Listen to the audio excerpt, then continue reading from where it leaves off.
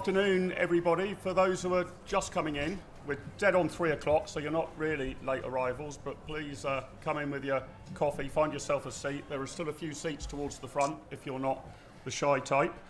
Welcome back to Think Tent for this, our first event of this year's Conservative Party conference. There are many, many more to follow that we're running jointly with the IEA with the Taxpayers Alliance.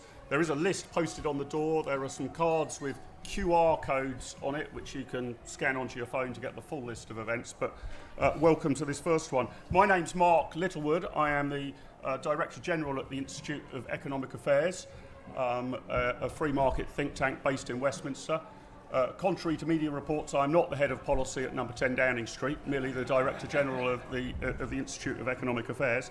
But we are addressing a question in this session which the government has obviously turned its attention to. So let me introduce our panellists and then introduce the topic. Soon to be sitting on my far right will be Philp MP, the new Chief Secretary to the Treasury. He's had some urgent ministerial business, but is going to arrive probably in about 25 minutes' time. He may have to leave a bit early. So when he does arrive, and my apologies to his fellow panellists for this, I'll probably put the spotlight on him for his truncated time here. On my immediate right is Andrew Allum, Senior Partner in LEK Consulting's London office, has more than 28 years of consulting experience. He leads their transport practice in Europe, covers all modes of passenger and freight transport, also works in specific areas of business services and leads much of their work in dispute resolution and commercial claims. He's also the co-founder of the Taxpayers Alliance. On my immediate left is Gerard Lyons, Senior Fellow at Policy Exchange, one of the UK's leading economists, described by the Times as one of the most influential analysts of the global economy, more than 30 years of experience in the city, having held senior business and research roles with some of the world's largest international banks.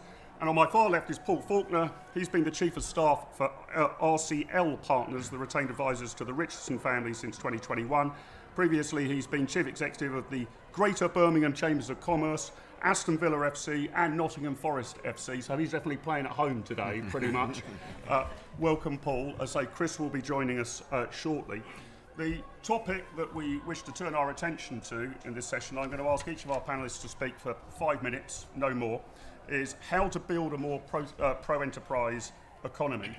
I guess analysis from the likes of the IEA and the Taxpayers Alliance over many years has been that taxes have generally got too high, I think to a 70-year high. We've got the highest taxes as a total proportion of GDP since the 1940s.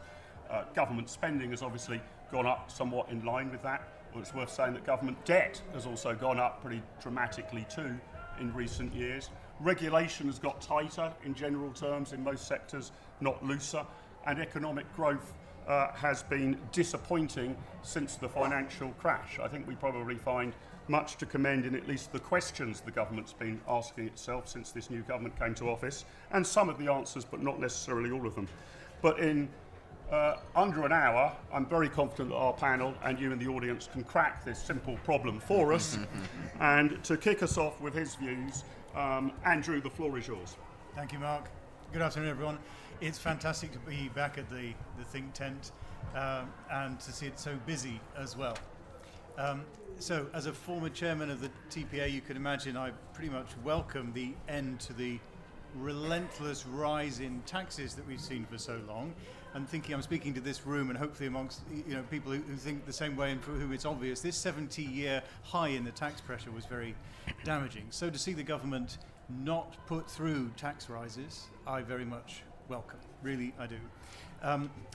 There will be other changes, and some of you might remember the TPA's 2020 Tax Commission.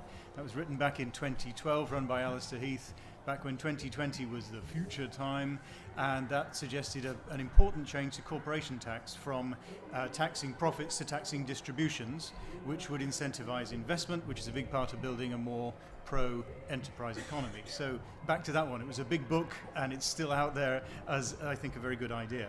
Now, Mark mentioned, I'm going to make 2 more points. Mark mentioned deregulation. So as far as I'm concerned, regulation is getting in the way of enterprise, much of it. We have to be very careful with a framework for that. Regulation about transparency often can be a good thing, and the criticism of London being the butler for the world, well, that's around transparency. So yes, maybe we'll regulate transparency, but regulating prices, regulating commercial policies, regulating products overly heavily crushes innovation. And we may be getting to the point where everything's illegal except crime. And this does need to change. I studied physics as an undergrad, and I read recently quite a woke quote which said, physics is the theology which makes machines work. Don't know if anyone's ever heard this. And I think, what garbage, right? Physics is the hunt for the truth about how things really, really work. And I would say a market view of things is also not theology, it's not ideology, it's just understanding the truth of how things really, really work. And when the left say markets are not working, I'm sure a lot of us would sort of cringe at that thought, oh, really? Well, yes, the market is working, it's just not giving the outcomes that the left happen to want. But a market of people pursuing at competitive advantage and pursuing profits, that's always going to be working. Right? So deregulation, I think, is an important point here. Starmer said in his speech, he's not afraid, did anyone see this? He's not afraid to use the power of government to help working people succeed. And I thought, yikes, right? That is pretty scary, right? Because the power of government, as we know, is huge, right? And whatever he might intend to do with that power, there's then that old-fashioned Thatcherite phrase, the unintended consequences. So much better, I think, would be to deregulate. Now, Mark mentioned I work in the city quite a lot. A few people in the room might recognize, how would a sophisticated investor see regulation? The private equity world, right? Don't we love them, right? So when they see regulations, they call it barriers to entry, and they call it regulatory protection. And they're not talking about, in that context, protecting the consumer. They're talking about protecting margins for established companies. And it makes people like that drool. Now, I'm not criticizing PE, because they're just pursuing profits in a very rational way, but regulation creates those profits for, and those barriers to entry as an advantage to the incumbents, is how I would see it. One more minute, Mark? Yep. Okay. You've got 2 more minutes. Well, then I'm going to be focused on the last point.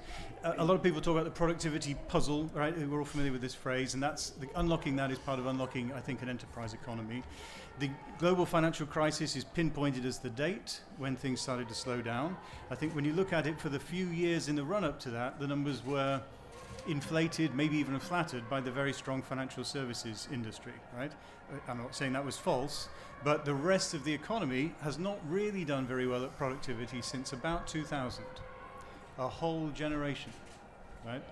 And I was reading an LSE report published in March 20, so before the furloughs and all of the recent changes in fiscal policy, and they did a survey of economists, and a lot of them said their primary the primary reason they thought for the slow productivity was lack of demand. And what they meant, and it said this in the paper, was austerity.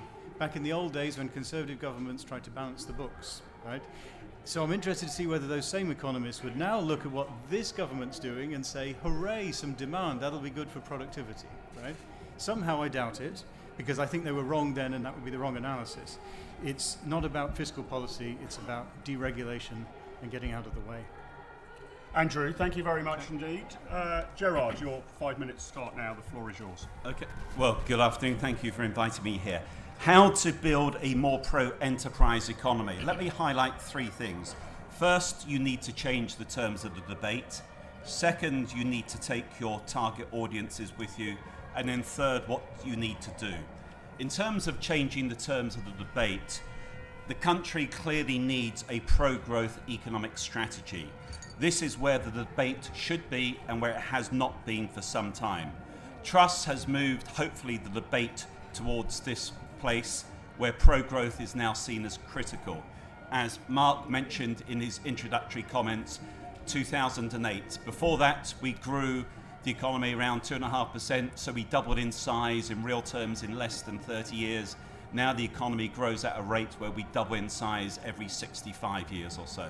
It makes a big difference. Low taxes are not the main part of the policy. They are part of the story. Low taxes alone do not turn an economy around to deliver growth. The debate should focus very much on the pro-growth strategy. Second, to take your target audience with you. This is not just about communication. Successful economies need to have clarity, predictability, and credibility in terms of their strategy and policy, and there needs to be belief in that. There are probably 4 target audiences for this government: the general public, firms, investors, and the markets.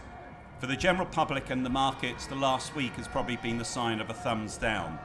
Markets need to be convinced that changes in fiscal policy are necessary, not inflationary, and are affordable. That was clear before the mini-budget, and if it wasn't clear then, it's certainly clear now. But for the general public, a very important message is that the social contract is a vital part of our post-war fabric and is seen, in my view, by the general public as critical to building a more enterprise economy. You cannot have a return to austerity and cut the top rate of tax at the same time. Third, what should be done? A solid foundation for policy has been outlined. It now needs to be executed. And I would say that there are 3 key parts of the foundation. One is low inflation, where we have monetary and financial stability. It's not just about low inflation, it's about a city that's competitive internationally, and a city of London city that provides finance to firms across the country. We don't have that, and we need to move towards that. The second foundation is fiscal discipline.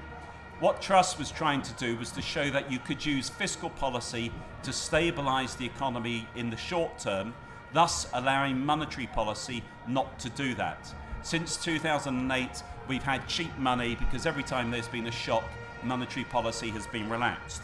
But while fiscal policy can help stabilise the economy in the short term, you do need to have fiscal discipline, reducing the ratio of debt to GDP over time and putting markers along the way. And the third foundation is the supply side agenda, which is a clunky term that no one seems to understand if they live in the real world. So maybe we need to talk about it in a different way. All the I's. Investment is about more investment, not just in buildings, but in skills and training. We still have 1 in 5 people aged 16, 18 leaving school without literacy and literacy skills. We need to have more investment across the board. Innovation. Britain has more universities in the top 100 than the rest of Western Europe put together. We need to have more innovation, not just of ideas out of universities, but generally across the economy. Infrastructure. Solvency II being changed is important, but also at the same time, there's a need to change the criteria in terms of what insurance and other funds can invest in. Building the infrastructure is key. And the final I is incentives. Reducing the burden of bureaucracy through lighter regulation, and actually reducing the cost of the state that people have to pay through lower taxes is vital as part of the incentive structure. If you get all those I's right, you also then reduce inequality as well. So to conclude, how to build a more pro-enterprise economy?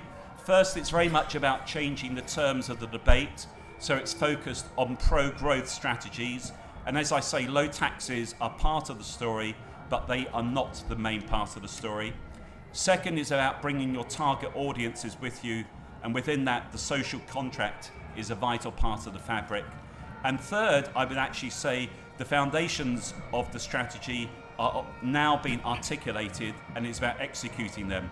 Monetary and financial stability, proactive fiscal policy within a fiscal disciplines framework, and all the I's: investment, innovation, infrastructure, and incentives. Thank you. Gerard, thank you so much. Lyrics so beautiful that we hired a band in order to set it entirely to music. Thank you very much. And Paul, the floor is now yours for your thoughts. What would be your solution to building a more pro-enterprise economy, Paul? Yeah, thank you, Mark. And you said this was very much a home game for me, being from Birmingham. But as a Villa man, I think it reminds me of going and playing away at Birmingham City right now. But I do hope everyone who's visiting our great city for a few days has a brilliant time here, because Birmingham is a wonderful place. It's very much on the up, so do get out there and enjoy all that the city has to offer. That's despite some of the things we may have seen on Twitter in recent times. I suppose, from a business perspective, then fundamentally you want a clear plan which will incentivize people to go out there, to take risks and to build and to grow a business and to continue to doing that. You want government to set that framework and then get out of the way, I would say. You want that plan to be executed on. I think delivery often gets overlooked, and we really sort of believe that actually seeing a plan through is incredibly important. Our own business, Richardson business, very much followed this path in the early 80s under Mrs. Thatcher, where utilising enterprise zones, we took an old steelworks and redeveloped it into one of Europe's leading shopping centres, a Merry Hill sort of centre. That created tens of thousands of jobs and helped to put hundreds of millions of pounds, if not even £1 billion, back into the Treasury coffers. And it's because people were incentivised to go out there, put their neck on the block and take risks. That's what great business is really all about. So, there definitely were some pockets in the announcements in the mini budget which were really encouraging. And I think, as Gerard was saying about getting the debate around a pro-growth strategy is really encouraging. We really liked the talk of investment zones. I think free ports are a great initiative, and we talked about seeing more. I think there was a little bit of chagrin here in the West Midlands that we didn't have a free port. So we're hopeful now that we can take advantage of the investment zones. The work around the annual investment allowance, etc., is also very, very welcome. But the challenge is going to be taking people with them now, and the debate moves on very, very quickly. Two other points I wanted to make. I think international trade is incredibly important, and would like to see that as a part of the debate. Surely one of the benefits of Brexit is that ability to deregulate and set our own path on how we trade with the world. Britain's done that before. It's what made us great back in the day. And so I think really having a focus on driving international trade. We do it well, we've got to do it better. It's massively important. I think government estimates that jobs which are connected to exporting on average pay about 7% more than those which don't. So trade should be a big focus, particularly over in Asia Pacific as well, where we're going to have 60% of the world's middle class living by 2030. And then finally, I think, just without sounding too trite, but a positive mindset. I think you can get sucked into these cycles of doom and gloom. There are some extraordinary challenges out there in the world right now, but my word, do we feel like you get stuck in these ever-decreasing circles. And actually, Britain has a lot going for us. I think sometimes we overlook that. You can say maybe rule of law, or the fact that the world really runs around GMT, or our standing, which is still so well regarded by other countries around the world. People want to buy our goods and our services. We're a little bit too inward looking sometimes, but we can achieve great things with a positive mindset. And I think in and amongst all of the intellectual debates, we have to try to hold on to that, and we've got to break this cycle of negativity and change, which doesn't help anybody, and put our best foot forward. Paul, thank you. Warm welcome to Chris Philp. I know you've only got 20 minutes or so with us. The good news for you, Chris, is our other three panellists have solved the problem on how to build an enterprise. So we will send you the recording of that with the full musical accompaniment. But perhaps you could tell us how the government's been trying to do this. Your plans on how to build a pro-enterprise economy weren't necessarily received by the markets as well as you might have hoped just over 10 days ago, but talk us through what your plan is for more enterprise in Britain. Brilliant, Mark. Well, thank you very much. Can we get this on? We're just checking at the back. I'll use this one. I'll use this one. Well, Mark, thank you very much indeed, and thank you for organising this extremely friendly welcome outside. You must have gone to a great deal of trouble to arrange for your friends to join us in this way. And look, I think there is no topic more important than getting our national economic growth going, because so much else flows from that. If we want to build a society and an economy where wages are going up, where good jobs are being created, where businesses are growing and flourishing, and where a sustainable tax base is generated to pay for the public services of the future, then we need to have economic growth. And that's why the first thing the Prime Minister did, and the Chancellor did, after coming to office, was launching a growth plan, because that is our national mission, it's our objective as a government. Now, the growth plan has quite a few important elements to it, but tax most obviously, but it's got a lot more in it besides that, many of which got unfortunately drowned out, rather in the same way that I'm getting drowned out now, by the media sort of noise and the market turbulence last week. But let me just start with taxation, because that was the area that was most widely commented on last week. There is no question at all in our mind that low levels of competitive taxation are an essential prerequisite of economic growth. Look, that's even quieting down the people outside a little bit. So keeping corporation tax at 19% is essential to making sure businesses invest, and it's essential to making sure that companies choose to locate in the United Kingdom as opposed to anywhere else. I used to be technology minister. Tech businesses have a choice about where they locate. They don't have to locate in the UK, and getting them to come here rather than Singapore or New York or Geneva or anywhere else in the world, part of that is down to tax. And as we look around the world, Ireland, just next door, has a corporation tax rate of 12.5%. Singapore has a corporation tax rate of 17%. And even Sweden, which you would think of as a high tax sort of social democrat economy, has a corporation tax rate of 20.6%. So there's no doubt in my mind that 19% is an essential component of our international competitiveness.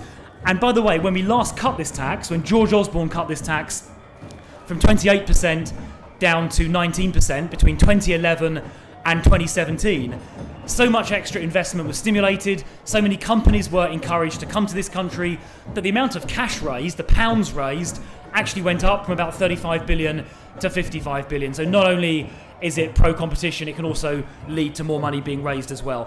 Now, when it comes to the top rate of income tax, which has been commented on a great deal, once again, international competitiveness is crucial. For people earning £150,000 a year, in Germany it's 42%, in the state of New York 38%, and in California 41%. It goes up in those states above those levels, but at 150,000 it's around about the 40 mark. Even New Zealand, which has a left-of-centre Prime Minister, has a top tax rate of 39%. So again, if we're going to attract the best people to come to this country and pay tax here, then we need to be competitive. And once again, looking back at those Osborne-Cameron years, when they cut the top rate from 50p to 45, it actually had no negative impact on the amount of money being raised at all. So this government is going to stick by its plans to make our tax rate competitive, because by doing that we'll grow the economy, we'll encourage innovation, we'll encourage people to come here, and ultimately we will raise more money to fund public services. But as I said, tax is only a small part of the growth plan. There are lots of other very important bits as well. And let's not forget those. The first piece I'd like to refer to is the energy intervention. I mean, that got completely forgotten in the turmoil of last week. But, just a few weeks ago, businesses and families were terrified that their energy bills were going to be £5,000, £6,000, £7,000 per year this winter and next winter. And by taking decisive action, we've stopped that from happening. They're going to be no higher than £2,500 per year on average for families and also for businesses. And in doing that, it means the inflation rate is going to be 5% lower than it would otherwise be. That is a massive intervention that will protect every single family and every single business in this country. We're also going to turbocharge infrastructure investment. It's vital we do that. Speed up road building, speed up railway building. It can take 5 to 7 years to get a major road build in this country, which is just ridiculous. And we're going to turbocharge that. We're going to incentivise investment. We're going to fix the annual investment allowance at £1 million instead of moving it around. We're increasing the SEIS, the Seed Enterprise Investment Schemes limits, to encourage investment in early stage businesses. We've said we're minded to maintain VCT and EIS tax relief beyond the currently planned sunset in 2025. We're going to be reducing business regulation. Jacob Rees-Mogg has a whole load of ideas to do that, one of which is making sure that no business under 500 employees gets subject to business regulation. Another critically important move. Jacob's going to lay out a whole load more ideas in that area. And when it comes to freelancers, people who are operating innovatively actively, flexibly and dynamically in our economy, we are going to reverse the burdens imposed by the 2017 and 2021 IR35 moves. Those are just a few of the ideas we have, and I'm completely confident that doing those things will unleash the growth potential of our economy. It's going to increase our growth rate, I think, by at least a percentage point above what it would otherwise be, which will ensure our fellow citizens enjoy higher wage jobs, ensure businesses, big and small alike, can flourish. It'll ensure the United Kingdom is the best jurisdiction in the world to locate if you're a high potential individual or a high potential company. This will benefit the entire economy. It'll benefit every one of our fellow citizens. I'm confident this is the right agenda, and this government is going to deliver it with absolute determination and absolute clarity of purpose. Thank you. Chris, thank you very much indeed.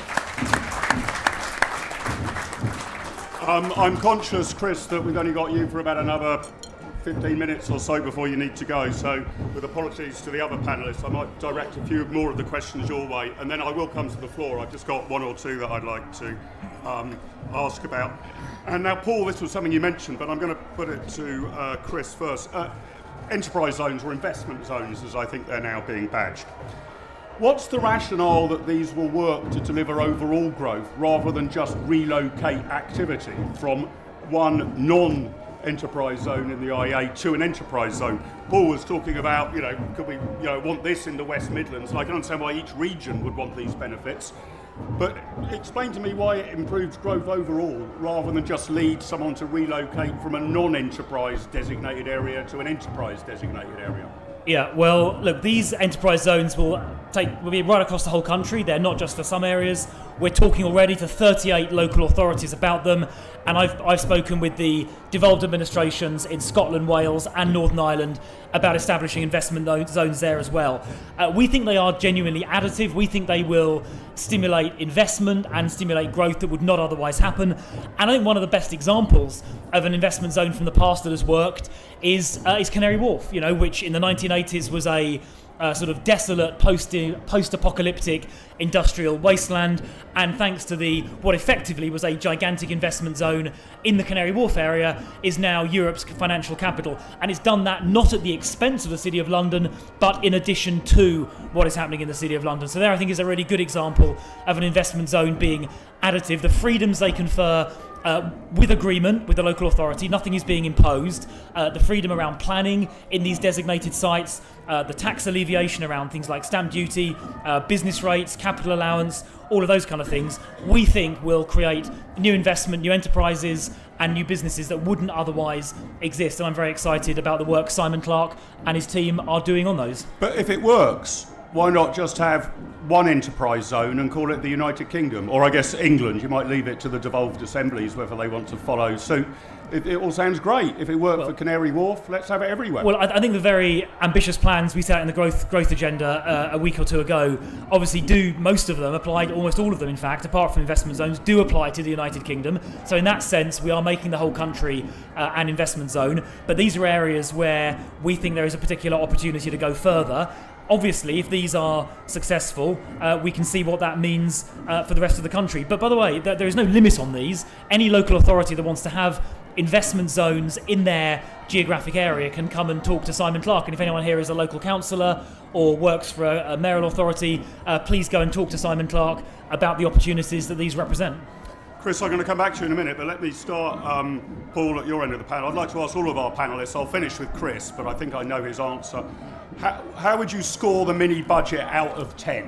Where 10 is absolute perfection and 0 is a complete catastrophe. I'm going to set the mark here, am I then? Yeah, you're going to set the market, yeah.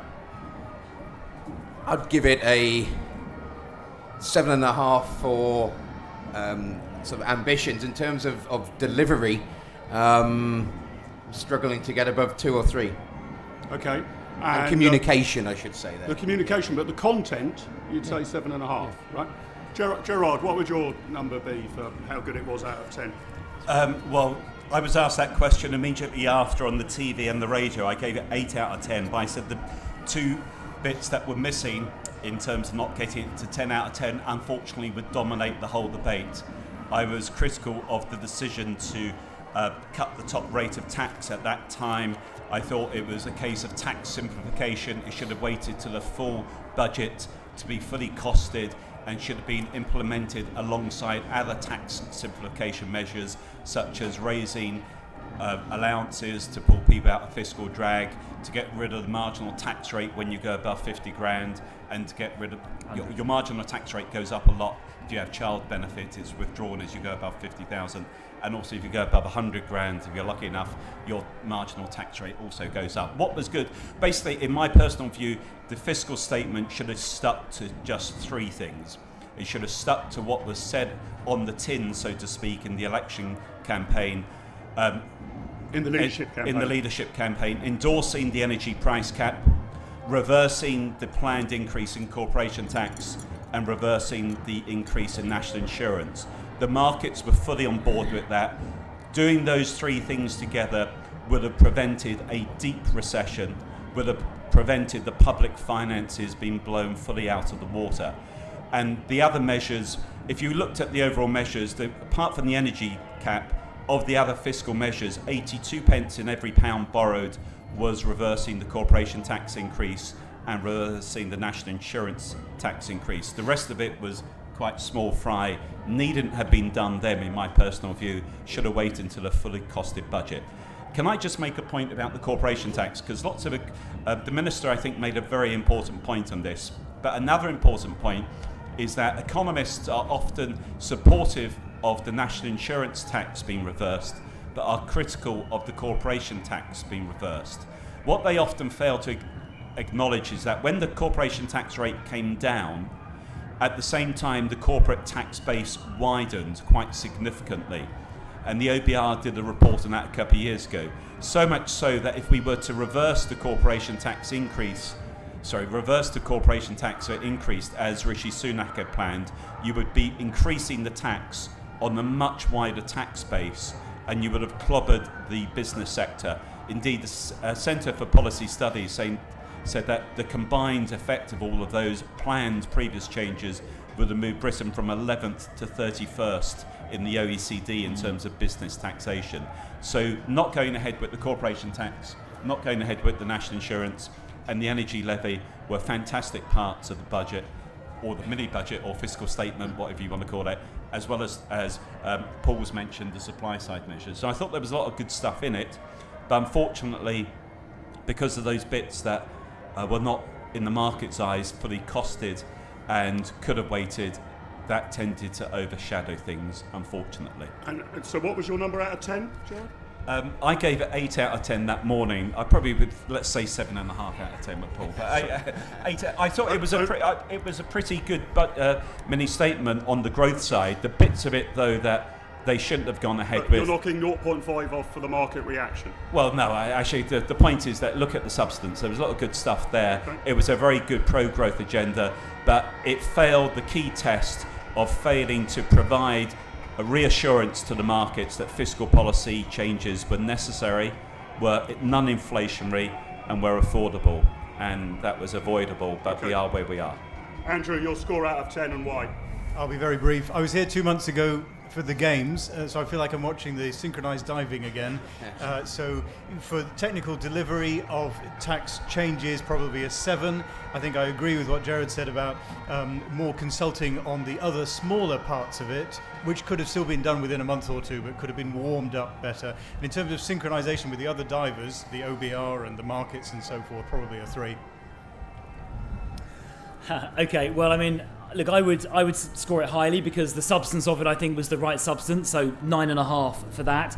I think the Prime Minister acknowledged that some of the pitch rolling could have been a bit better in her interview this morning, but what matters here is the substance, and what people will remember in months and years to come is what this plan delivers. And when this plan delivers higher growth, higher wages, more jobs, and a strong economy, that is what people will remember and what people, I think, will be pleased about. And the reaction that I thought was the most telling last week was the fact that the British Chambers of Commerce, the CBI, the Confederation of British Industry, and the Federation of Small Businesses all very, very strongly welcomed this growth plan. And their reaction, for me, is the most important one. The questions that some market participants have around how this all adds up and what it means for our fiscal envelope is going to be answered. It'll be answered, obviously, by the Chancellor in the medium-term fiscal plan on November the 23rd. So those answers, which weren't given in the growth plan, will be given very shortly, and when the market sees them, then I think it will be reassured by those plans. So can I just ask you that, Chris, that the Prime Minister said this morning that she didn't quite use the term rolling the pitch, but that there hadn't been enough preparatory work about the tax cuts.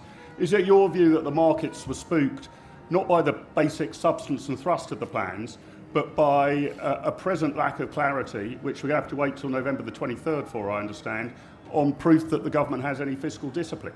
Well, look, I don't want to speculate about the reasons for market movements. The government categorically does have fiscal discipline. First of all, we're starting this with the second lowest debt over GDP ratio in the G7. Secondly, the Chancellor has been very clear that we will set out plans that see that ratio falling over the medium term. And I've been very clear over the last 2 weeks as Chief Secretary that we are going to have iron fiscal discipline and we are going to stick to our spending limits. So I think we've been pretty clear about that, but the detail will come on November the 23rd and that will answer any remaining questions. I'm going to ask the panel one further question, then I'll come to the audience. So catch my eye. I think we've got 2 microphones in the room and I'll try and get to a good number of you. Chris, perhaps I can start with you again. For all of the furore, market turmoil and political fallout about the mini-budget, I want to ask each of you whether, oddly enough, there might be a bit more of a consensus about lower tax than we thought. My understanding of it, I stand to be corrected, is that the Labour Party say they would reverse the 45p abolition, they'd bring that back, but have bought into the 19p reduction in the basic rate of income tax and the abolition of national insurance. Is there actually now some wonderful cross-party agreement that the tax burden should fall? Well, that's a very interesting question. And of course, those measures that Mark just outlined, that Labour apparently now agree with, make up about 90% of the fiscal cost that was announced the other week. The additional rate tax band, which they say they would reintroduce, is only a very, very small proportion, less than 1/20th of the total fiscal firepower deployed. Everything else was very broadly based measures that benefit absolutely everybody, like the 19p income tax band and national insurance cut. And by the way, when Labour criticised this additional rate move, the abolition of the additional rate, as if somehow it is a work of unmitigated sort of evil, they forget to mention that during almost the entirety of the Blair-Brown government, for all of those 13 years, apart I think from the last month, the top rate of tax was 40p, and I didn't hear any of them complaining about it then. In terms of market turmoil, look, I think obviously the markets have settled down. I noticed that when the currency went down, the BBC reported it on their sort of front page, and there was a big splash. When it went back up again to the level it was at previously, before the statement, the BBC and other outlets were remarkably silent on the topic. But I'm confident that once the full plans are set out in just a few weeks' time, any sort of market questions will be categorically answered. I understand your mic is now on, Chris, so you can pass on. Andrew, do you think there is the beginnings of a new consensus on tax here? As I say, the Labour Party has not bought into the overall substance of the plan and certain elements of the tax, but they have bought into other elements of the tax cuts. Yeah, I think that's right, Mark. It's a very good point. So TPA polling for many years showed no matter where tax pressure was, there's a lot of people in the middle would say sort of keep it as it is. Right? And then there's the usual suspects who always say, tax anybody wealthier than me more, right? Because they're oppressors, and if they're richer than me, they must be taxed more. And there will be people calling for tax cuts. Wherever you are, you can find a consensus. A lot of people would say, don't change. Gerard, very briefly, some new consensus, at least on some taxes? I think the important point about fiscal discipline is that if the package had just focused on the energy levy and reversing those 2 tax increases that were significant tax increases, then it would have ticked all the boxes on fiscal discipline. It was the other areas we've touched on. But if I could, on tax, I don't think there is the problem is there is a conformity. I think the challenge in the last week has been the general public has become, in my read of it, concerned about the rise in interest rates. And the challenge, of course, is regardless of who is in government, indeed whoever would have been in power, the backdrop is that we are moving away from cheap money, not just here in the UK but globally. The unfortunate aspect, to use the word unfortunate again, about the mini-state budget on that Friday was not only that it was not costed fully, but on the Wednesday evening, the US Federal Reserve Board, their equivalent of our Bank of England, had raised rates 0.5%, had indicated quite clearly that interest rates would rise by another 1.25% by year end. On the Thursday, the markets had fully discounted the Bank of England hiking by 0.5 point, had hoped that the Bank of England would hike by the same as the Fed, and also had hoped that the Bank of England would not go ahead with quantitative tightening, that is, selling gilts. In the event the Bank of England only, in quotation marks, or the Bank of England raised rates still a significant amount, 0.5%, but not the full amount the market had wanted. But more importantly, in terms of this debate, which partially explains the Friday developments, they proceeded with a gilt issuance over the next year. So basically, the market is having to handle three types of gilts sales. One, the normal debt management office, the second, the Bank of England, and third, what happened on the Friday. So I think in terms of tax, there is agreement, but I think it was the interest rate debate that has really impacted people this last week, and that's where more context needs to be provided, in my personal opinion. Paul, do you think there's an emerging consensus on tax? I would agree with that. I think the one thing that is a little concerning is some of the Labour rhetoric on windfall tax, which has continued, and I think that sort of works against, the sort of enterprise and sort of that may be one point of divergence that we may pick up on later, or certainly something that alarms us somewhat. Okay, I'm going to take three questions from the floor. Lady at the back there, George in the middle here, and then Fareeze, I'll take the lady just behind George and two back. We'll take three questions. Very strict rules here. You can give a question, you can even give a speech, but it mustn't be any more than one sentence in length, okay? And if you wouldn't mind introducing yourself, if you're happy to, that would be great as well. Hi, my name's Nadine Batchelor-Hunt. I work at Yahoo News. I've just got a very quick question, which is, in principle, do you believe that cutting tax for the highest earners is a sacrifice worth making if you cut benefits for those on the lowest earners? Okay, thank you. Mic's not on. Hello. Yeah. George Crozier, I work for the Chartered Institute of Taxation. Two things the last government were doing. They were reviewing capital allowances and they were exploring an online sales tax. Should we assume the review of capital allowances is still going on? And should we assume the online sales tax, given the current government's agenda, is dead in the water? Interesting question. And if you could pass the microphone to the lady just behind you. Hello, my name is Lynn Joyce, and I'm just wondering how Wales and Scotland can fully benefit from the growth plan. In Wales, we have a First Minister who has stopped all new road building, and in Scotland, you have different tax rates. So I'm not sure how we can fully benefit, apart from the industrial zones, if they want to take part. Thank you. Chris, can I perhaps start with your responses to those questions? Just to remind you, if you're losing a good amount of money, and I know numbers vary, there might even be Laffer curve arguments about that top rate of income tax. You mentioned that the cuts last time from 50 to 45 didn't obviously show government revenues declining, but is the government seriously cutting the top rate of tax whilst also under consideration would be a real-time cut in benefits? Is that a trade-off you're willing to make? George asked whether capital allowances are under review and we should assume the online sales tax is for the birds. And while you are the UK government, what benefit might there come to devolved areas, Wales, Scotland, and if I could add on, Northern Ireland as well?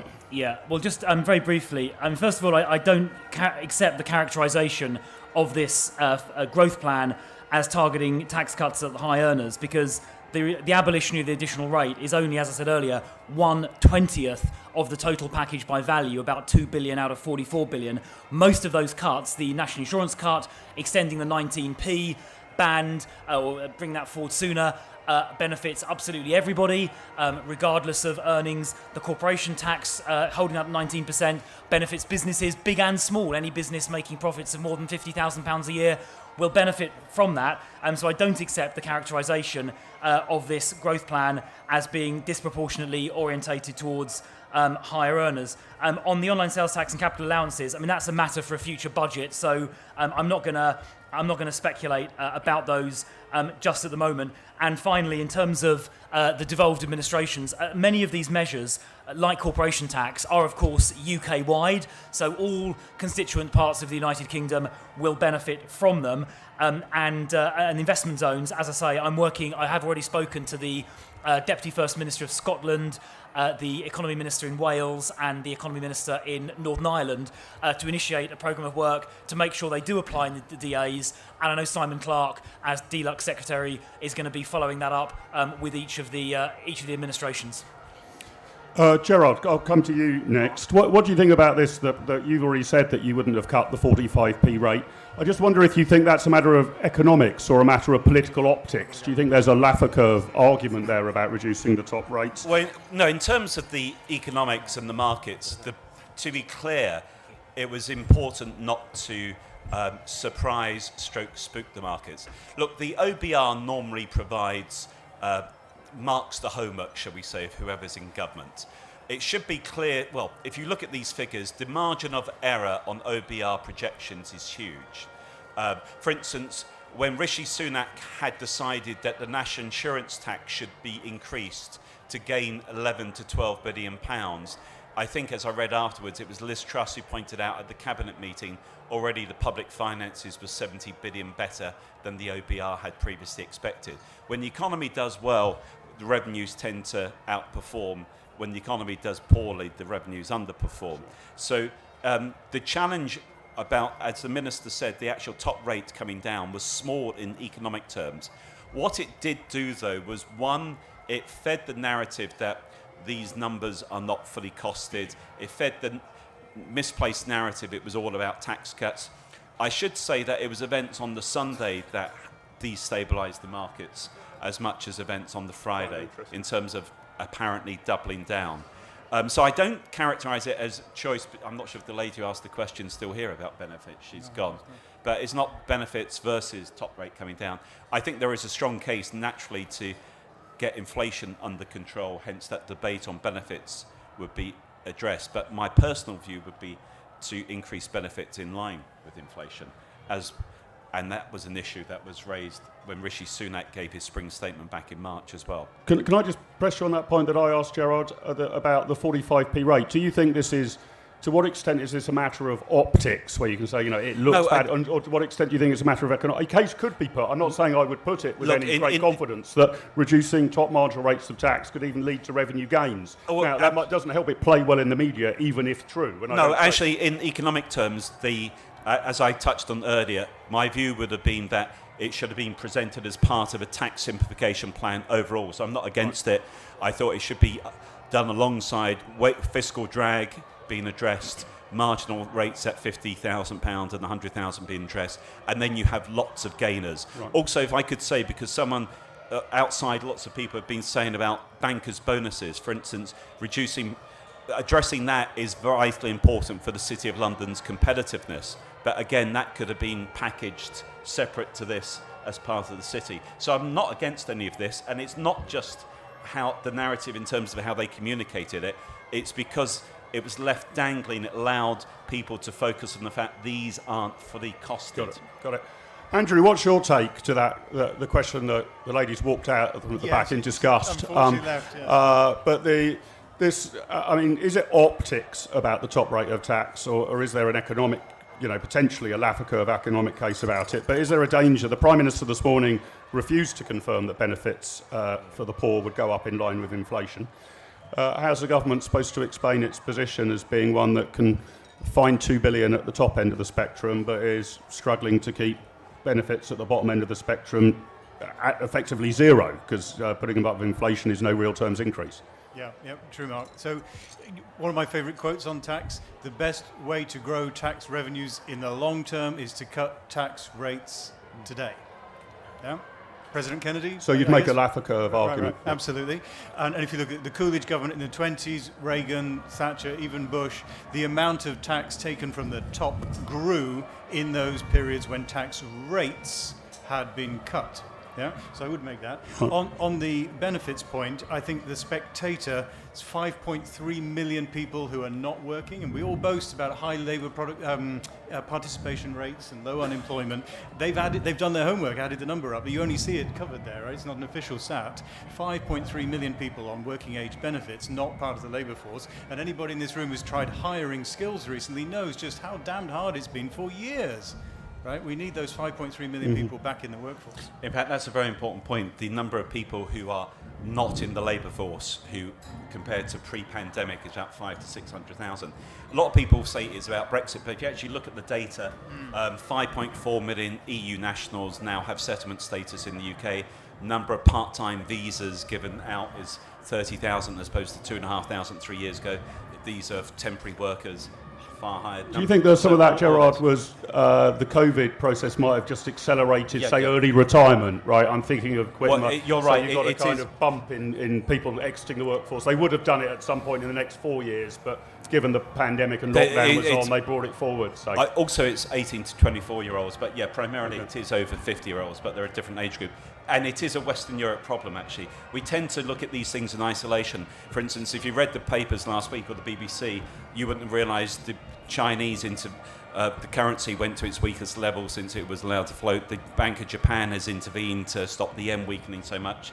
The headlines in India every day are about the weakness of the rupee, and likewise on interest rates across the globe. And the same debate on workforce across Western Europe, people because of COVID leaving the labour force. Paul, what's your take on this tax cuts at the top, benefits not protected conundrum? And do you think it's a matter of politics, or do you think it's a matter of economics, or a bit of each? Yeah, I think it's politics. I think, like it or not, it's all about the optics. And I think benefits will have to go up with inflation. I think, or otherwise you won't have the time to put the plan in place. And I think one thing from a sort of a weary business perspective, you'd look, we've got plan fatigue, haven't we? And it's got so many plans. What we need is delivery. We need them to be executed on. Otherwise, it's just theoretical debate. And obviously, we know there's an election at best coming in 2 years' time, but events can very rapidly overtake. And what we don't want is a shorter period of time, more plans. And from a business point of view, you've got to go out there, you've got to earn some money, you've got to go and pay your wages every single day. So we need that clarity so we can get delivery, we can get plans executed, and we can start actually growing the economy and not just talking about it. Right, let me bring in one more round of questions. Gentleman there with his hand up, sort of third row from the back. Then I'll come to the gentleman with glasses here, and then the gentleman at the back. Again, if you could introduce yourself, please, sir. Hello. Oh, yeah, my name's Lawrence. I think that IR35 changes were excellent, and I think they're going to have a big, powerful effect.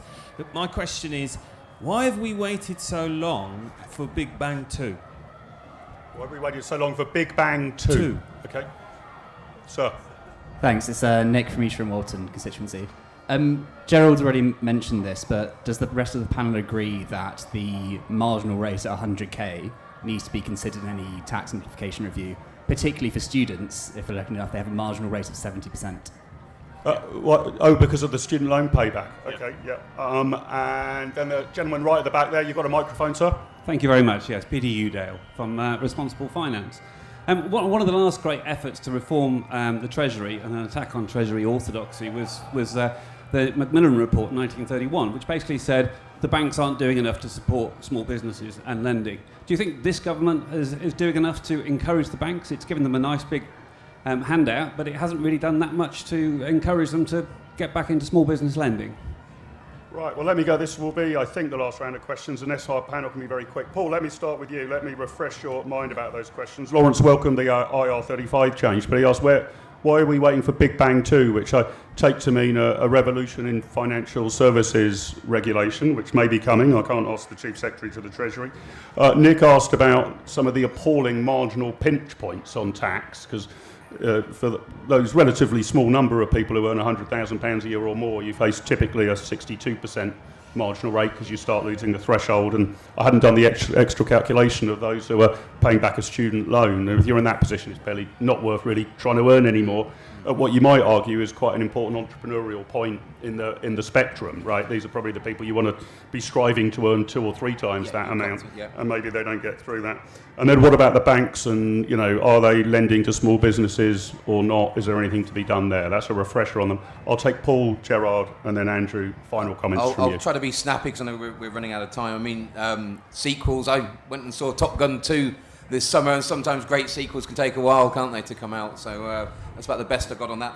I mean, Nick's point, very, very technical. I really defer to Gerard on that, but I think your point, Mark, that absolutely, it's all about you've got to incentivise people to get off the couch, go to work, earn money, because that's ultimately coming back into HMRC, which is going to be sort of building our schools and hospitals and funding our military. So the technical aspects, I'm not qualified to really answer, but I think the thrust of the point I would agree with. And the government and they're pushing banks to help businesses enough. I suppose we would take the entirety of this Parliament rather than just this government in a few weeks. I'd say no.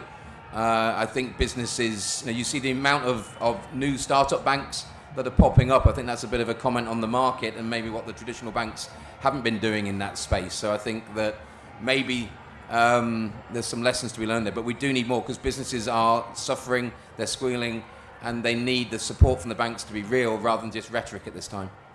Gerard. Yeah, let me take the first and third question because I implicitly answered the second. Yeah, on the city, there was benign neglect shown towards the city after 2016. Too much of focus on the equivalence that was a nice to have, not a necessary.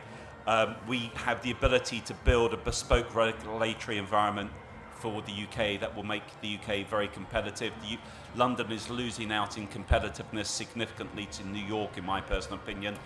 There have been lots of good reviews. Austin Hill, in particular, if you have a chance to read them, they talked about how things work in theory but not in practice. I'm on the board of 2 firms in the city as well as working for a firm in the city. What I would say, without giving any secrets away for those 2 boards, is that we encounter politically motivated regulators on the continent who are doing things that should not be allowed to be done.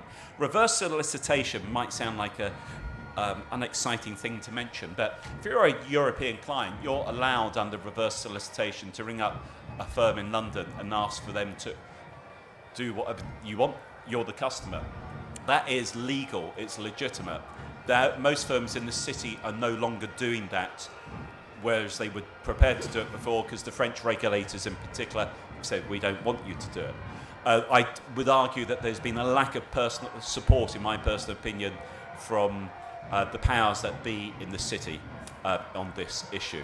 In terms of the last question, Macmillan Gap, I love talking about the Macmillan Gap. 1931, the fact the Macmillan Gap sounds esoteric topic, but in 2019 the Bank of England had a future finance report written for it, and in reply to it, the Bank of England, in its reply, said that the current financing gap between small firms' needs and what was provided to them was a mammoth £22 billion.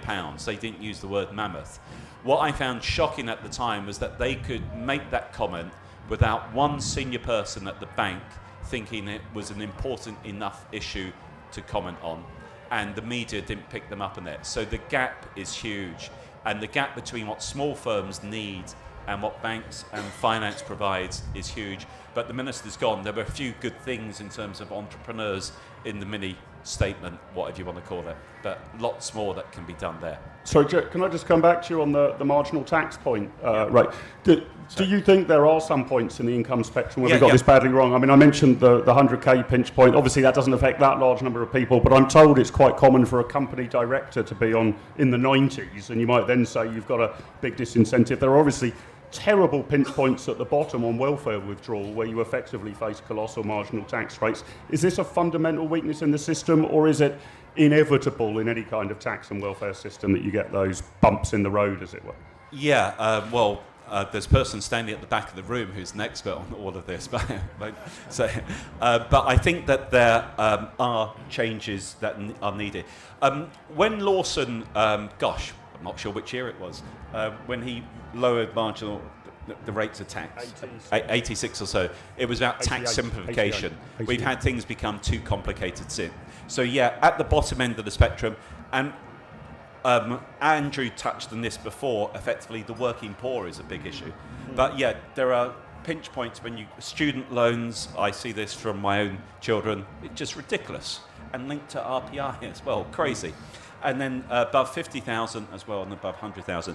But you can't change this all overnight. But again, coming back to the economics of that top rate of tax, in economic terms, it's minimal. I've echoed the point before, I don't want to repeat the point again, but tax simplification can be done across the spectrum, not just at the top end. Andrew, final thoughts with you. Just remind you of the questions. Is it time for another big bang in financial services? I'm not totally sure whether the last one was wholly deregulatory, by the way. Some of it brought in state regulation where it was previously market-orientated regulation. What about these marginal tax rates, pinch points? Nick asked particularly about 100,000 and up, but there's other points in the income ladder which are bizarre as well, especially moving off benefits into work. And banks and small businesses, are the former doing enough to help the latter? Yeah, thanks, Mark. And we're close to time, so I'll be brief. On deregulation, and let me mention one that a lot of people... Why has this not gone yet? It begins with GDPR. What on earth is going on, right? Yeah, I'm sure lots of us in business see the pain of that. Yesterday I was at a trade show. Do you remember you used to put your email down if you wanted people to follow up? Then they said, oh no, we'll scan you, right? Now they don't bother scanning because of GDPR. They've got to throw it all away and compliance, all this nonsense, right? So that's got to go. I worry that the regulatory pressure around the city is like the boiling frogs, and the EU has been turning up the heat, turning up the heat, turning up the heat. The frogs become more lethargic, and they hate any frog that tries to climb out. And the rumours that, if Starmer gets in, one of the first things he'll do is just look at what the EU's done and catch up and say that's good for trade, right? Oh dear, oh dear. So we do have to make some important changes because the status quo will be very important. And very briefly on banks lending, I would just want to mention a book that's been doing the rounds, Edward Chancellor, The Price of Time. I guess you're familiar with this one. The main thing I took away from that is this 12 years of negative real interest rates is a very damaging anomaly, and we need to get back to positive real interest rates like when a lot of us grew up and for hundreds of years, and that I think makes a big change to how those markets work. We are clear out of time, ladies and gentlemen. Just a couple of advertisements. A reminder, if you'd like the full list of events here in Think Tent, there are some cards with a QR code on the back, so you can download it. At 4:30 p.m, so in just half an hour's time, the next event in this tent is the UK a safe space for free speech? And we will try and conduct that one against the musical accompaniment. I'm sure they're all very much in favour of free speech outside. Pure matter of coincidence, not trying to drown any voices out of the debate at all, I'm sure they would say. My thanks to the panel, Chris in his absence, Andrew, Gerard and Paul for in just one short hour mapping out a way to making Britain a more pro-enterprise economy. Please join me in thanking them in the usual way. Thank you very much, gents. Thank you for coming. See you at Think Tent again very soon.